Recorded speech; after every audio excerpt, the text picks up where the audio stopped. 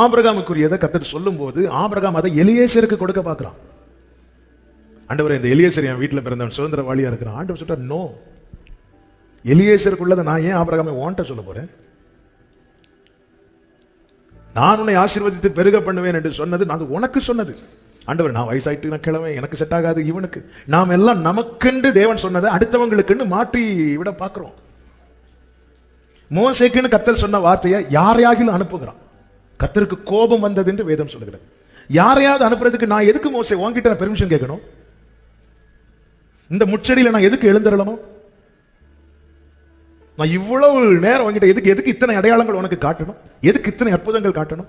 இது உனக்குரியது மோசே.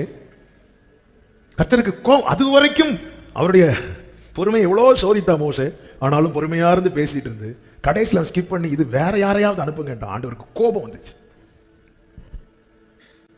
என்னை கூப்பிட்டு பேசுறாருன்னா வார்த்தை மூலமாய், சொப்பனத்தின் மூலமாய், தரிசனத்தின் மூலமாய், அல்லது அசரீரி சத்தத்தின் மூலமாய் கர்த்தர் என்கிட்ட ஒன்று பேசுறாருன்னா அதுல நான் சம்பந்தப்பட்டு இருக்கிறேன் என்று அர்த்தம்.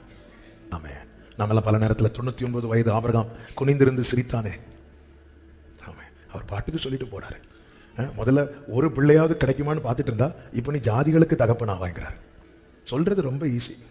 நம்ம எல்லாம் நிறைய டூர் பிளான் போடுவோம் தெரியுமா? ஒன்றும் நடக்காது. அதே மாதிரி இவர் பாட்டுக்கு சொல்லிட்டு போயிட்டே இருக்கிறாரு. ஆபிரகாம் குனிந்திருந்து சிரிச்சுட்டு, இஸ்மவேல் உமக்கு முன்பாய் பிழைப்பானாக என்றார். இங்க பாரு ஆபிரகாமே, இதுக்கு மேல இனி பேசாதுன்றார். பேரை கூட ஈசாக்குன்னு அப்பதான் சொல்லுவோம். அவனுக்கு ஈசாக்குன்னு பேர் வைக்கிறார். சரி ஆண்டவரே, எங்கெங்கே சந்தேகத்தின் வாசல் திறக்கப்பட்டதோ அவர் ஒவ்வொரு இடத்துலையும் தெளிவாக்கி அத்தனை சந்தேகம் வருவதற்கான அந்த வாசல்களை எல்லாம் ஆண்டவர் பிளாக் பண்ணதுக்கு அப்புறம் தான் ஆண்டவர் ஆபிரகாம் ஒரு சைடுல விசுவாசத்தின் வல்லவன், எல்லாம் உண்மை பைபிள்ல எழுதியிருந்த. ஆனா ஆண்டவர் அதுக்காக அவனை உருவாக்கின விதங்கள் ஒவ்வொரு முதல்ல லோத்துல தொடங்கிச்சு. செப்பரேட் பண்ணிட்டார். நீ லோத்திட்ட எதிர்பார்க்காத. ஏன்னா லோத்து ஆபிரகாமுடைய சகோதரனுடைய மகன். லோத்தின் தகப்பன் மரித்த பிறகு ஆபிரகாம் கேராஃப்ல தான் வளரலாம். ஆபிரகாமுக்கு 75 வயசு. அப்ப லோத்தா இருக்கலாம் கூட நினைச்சிருக்கலாம். 13 செப்பரேட் பண்ணிட்டார்.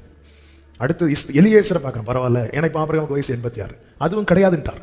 அடுத்து இஸ்மவேல் 99 அதையும் க்ளோஸ் பண்ணிட்டார். அதுவும் உன் கற்ப பிறப்பு சாராளுக்குன்ட்டார். அப்ப இப்ப எதிர்பார்ப்பு ஒரே இடத்துல தான். இது எல்லாம் நமக்கு இதுவா இருக்குமோ நினைக்கும் போது அங்க க்ளோஸ். நிறைய நினைச்சு நிறைய வாசல் அடைச்சிட்டோம். ஆமே, உனக்கு தண்ணி வரும் பார், ஆண்டவர் வாக்கு கொடுக்கிறார். நம்ம உடனே அப்ப நாளைக்கு மழை பெய்யுமோ அப்படின்னு நினைக்கும் போது நீ காற்றையும் காண மாட்டாய்.